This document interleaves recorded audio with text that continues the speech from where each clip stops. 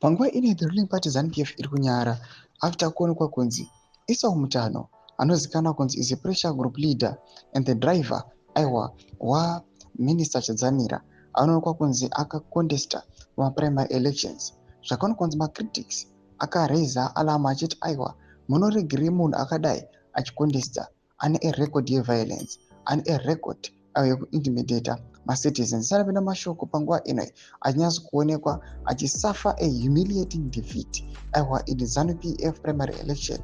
Subscribe or like on the bell kuti ndinomunombo pamuchinzi.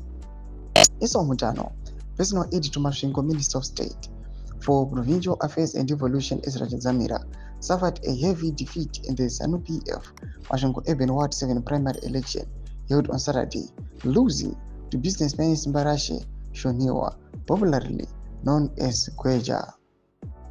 Mutano managed only 55 votes, trailing far behind Shoniwa C, commanding 192 votes, and even behind Angela Mandipaka 67 votes. Despite Mutano's close ties to a powerful political figure, the election outcome signals a shift in local support away from established insiders. However, the primary election has been overshadowed by allegations of rigging and controversy.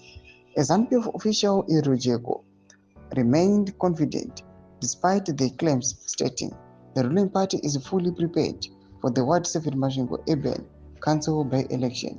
Mnangagwa has now clearly indicated allegiance to controversial businessman Kuda Gwirei, though mashoko arikubuda panguva ino pamusoro these poll results eku Ward 7 kuchionekwa kunzi Esau Mutano panguva ino oluza kunyangwe ane affiliation nesupport kunotomboonekwa mamwe headlines anoburitswa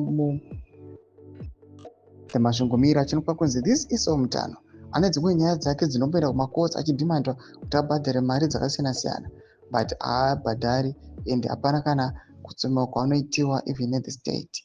Ndakome section menu dzemafunguro enyu muri kudei pamusoro pechitiko ichi.